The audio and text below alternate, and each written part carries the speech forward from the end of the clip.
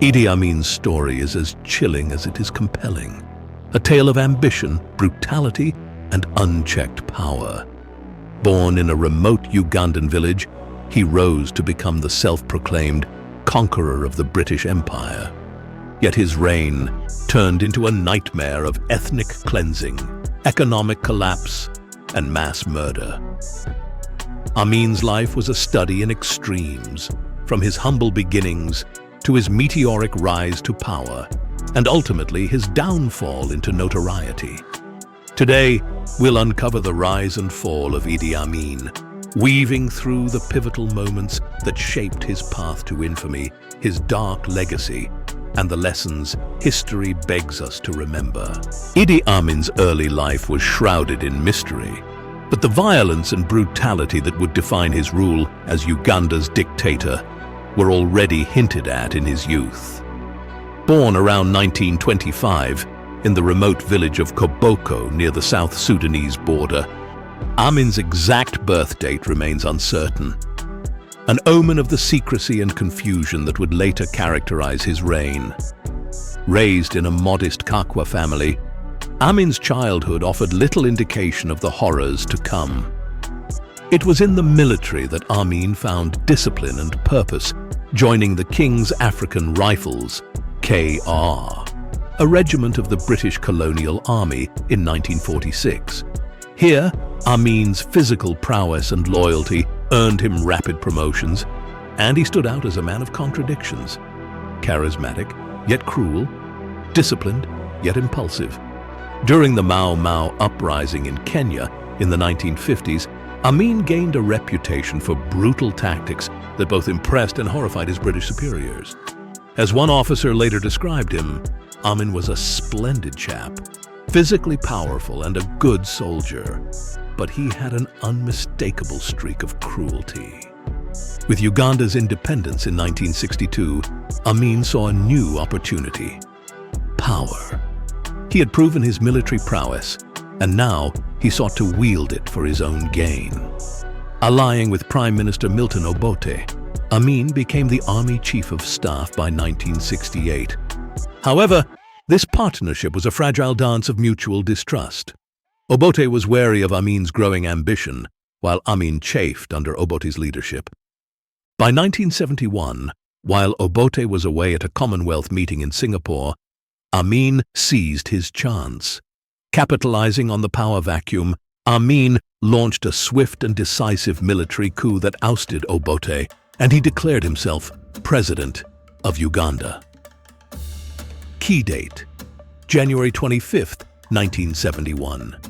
The day Amin's coup marked the beginning of his reign. What was Amin's initial promise to Uganda? Stability, prosperity, and an end to corruption. For a brief moment, many Ugandans celebrated him as a savior. But beneath this facade lurked the seeds of terror. Amin swiftly consolidated power with ruthless precision. Military leaders loyal to Obote were among the first targets, many of them from ethnic groups like the Acholi and Langi. In one harrowing episode, soldiers encircled villages at dawn, setting huts ablaze and gunning down anyone who tried to flee.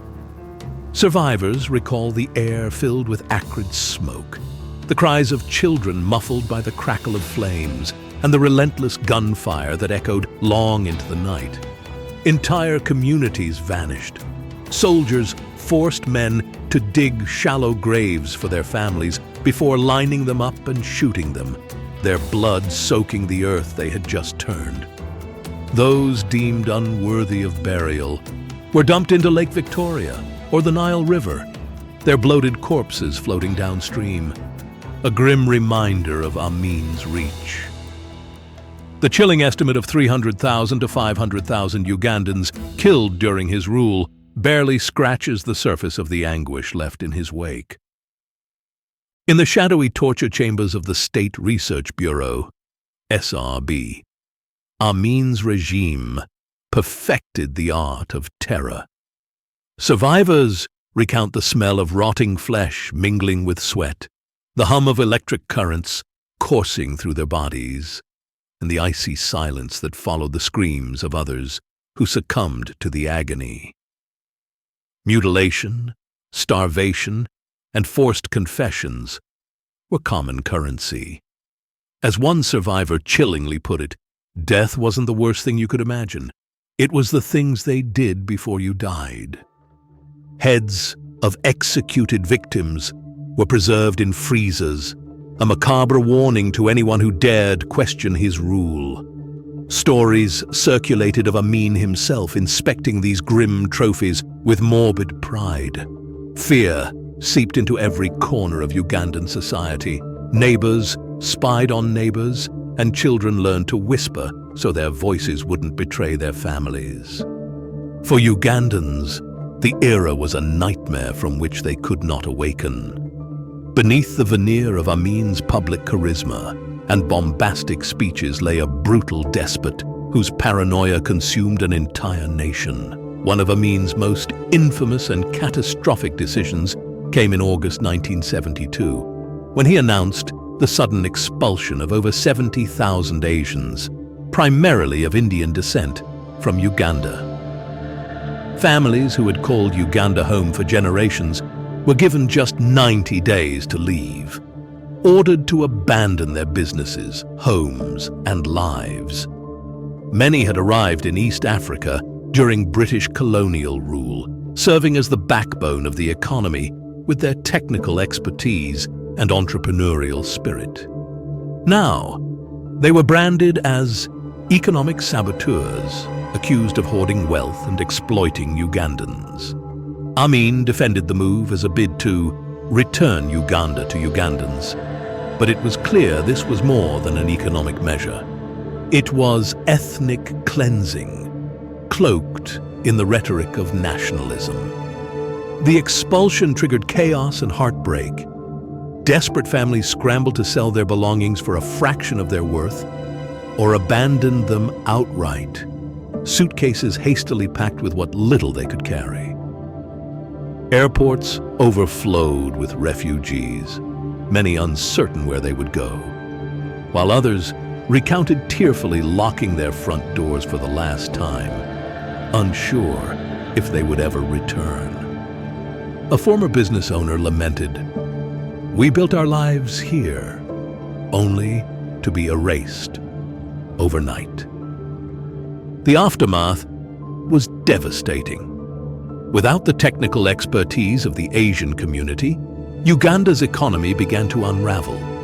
Shops, once bustling with trade, sat empty, their shelves gathering dust. Factories shut down. Agricultural production plummeted, and inflation soared. Food shortages became widespread, and infrastructure once sustained by Asian engineers and financiers began to crumble.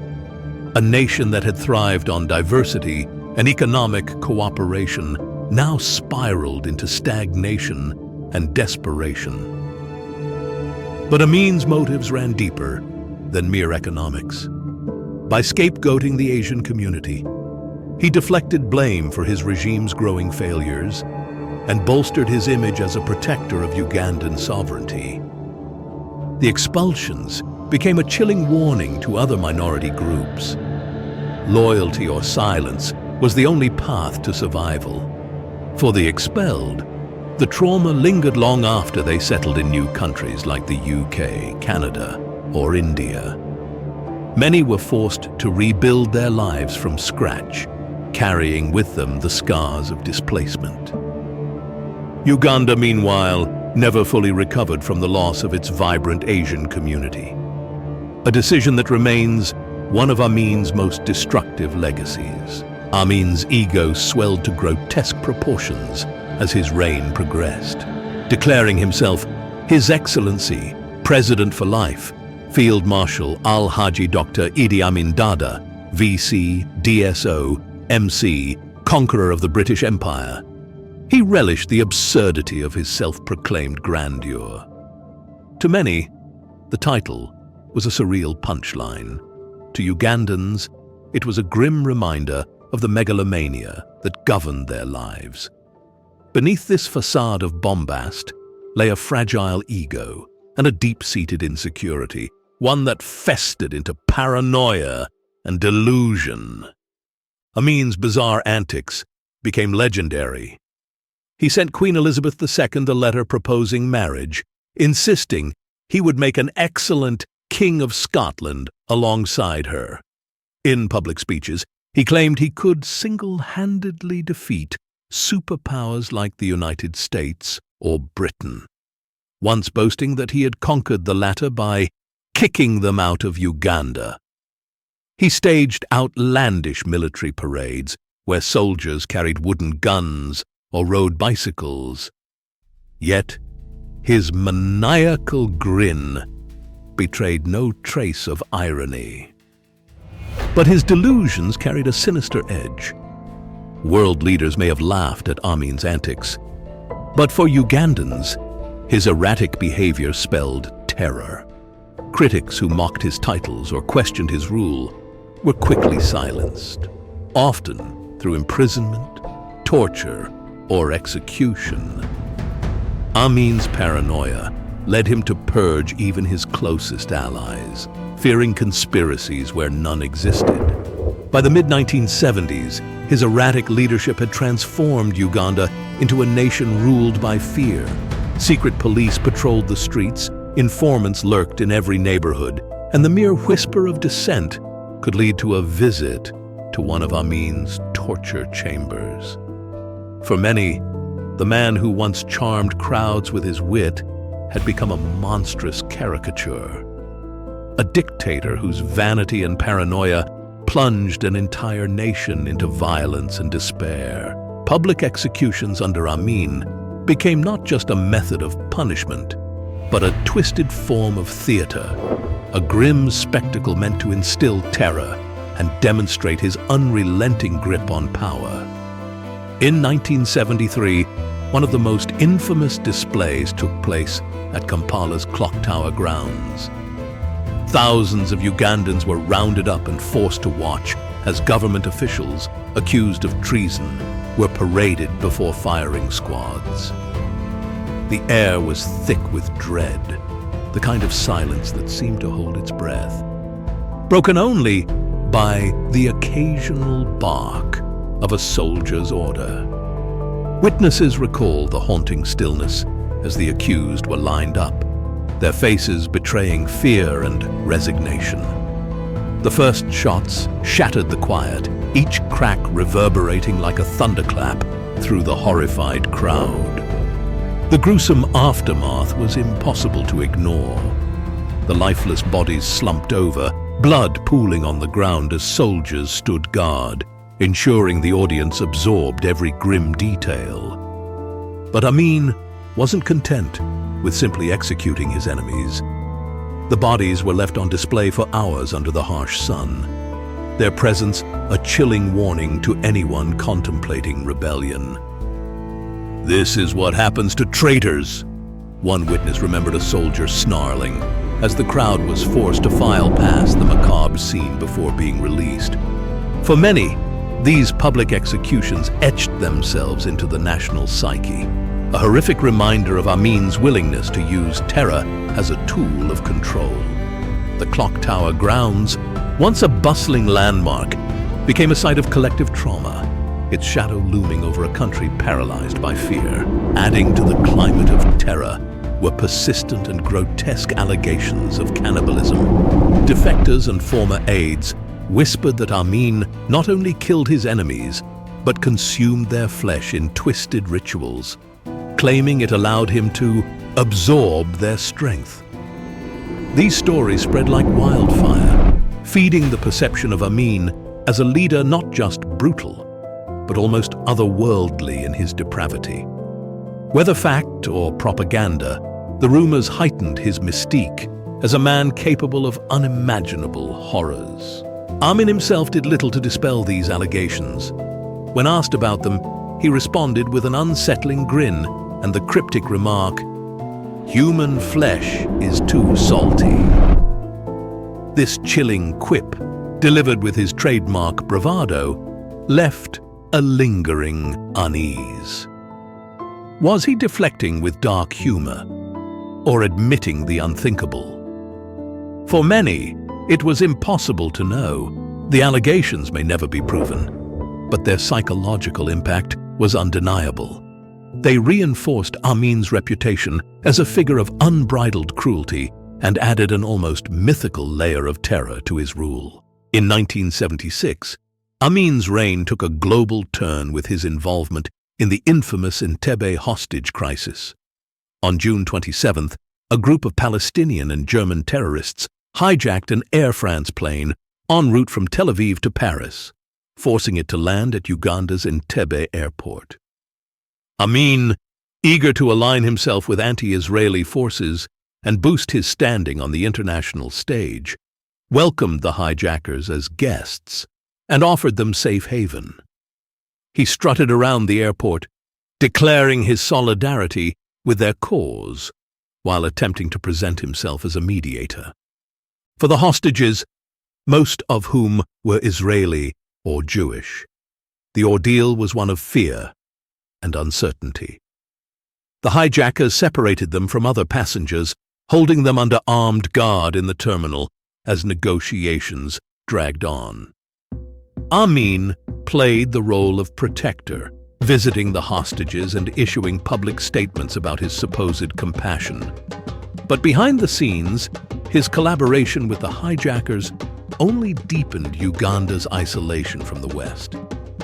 The crisis culminated in one of the most daring military rescues in modern history. On the night of July 4th, 1976, Israeli commandos launched Operation Thunderbolt, a meticulously planned raid that saw soldiers fly over 2,500 miles to storm the airport. In a stunning 90-minute assault, the commandos killed the hijackers, freed 102 hostages, and destroyed Ugandan MiGs on the ground to prevent pursuit. One Israeli soldier, Yonatan Netanyahu, the brother of future Prime Minister Benjamin Netanyahu, was killed in action, adding a layer of heroism to the raid's legacy. For Amin, the raid was an unmitigated disaster. His alliance with the hijackers had backfired spectacularly, exposing his vulnerability and humiliating him on the world stage. In retaliation, Amin ordered the execution of several airport employees suspected of aiding the Israelis and doubled down on his erratic, oppressive rule. The Entebbe crisis, once seen by Amin as an opportunity to showcase his influence, instead revealed the limits of his power and hastened Uganda's growing isolation. By the late 1970s, cracks in Amin's regime had widened into chasms. Years of economic mismanagement, unchecked brutality, and increasingly erratic decisions had eroded his support, even among his closest allies. Once fearful military leaders began to desert him, and the Ugandan people were weary of living under the shadow of constant terror. In 1978, Amin made what would become his fatal mistake: an unprovoked invasion of Tanzania. Obsessed with projecting strength and distracted by internal dissent, Amin accused Tanzania of harboring Ugandan exiles plotting against him. His forces crossed the border, looting and pillaging as they advanced, and occupied the Kagera region. Amin, ever the showman, boasted about his military's might and declared the annexation of Tanzanian territory. But his bravado underestimated the resolve of Tanzanian President Julius Nyerere. Nyerere retaliated with overwhelming force, rallying the Tanzanian military and uniting Ugandan exiles eager to overthrow Amin. The Tanzanian-led coalition launched a counter-offensive that quickly turned the tide. What began as a calculated display of power for Amin spiraled into chaos as his ill-prepared and poorly supplied troops faltered under the Tanzanian advance. Villagers along the border recounted the scenes of fleeing Ugandan soldiers, abandoning their weapons and uniforms in their haste to escape.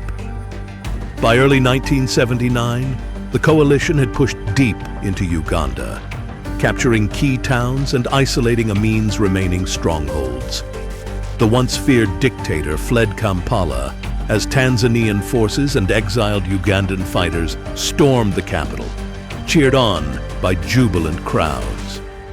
By April 11, 1979, Amin's reign of terror was over.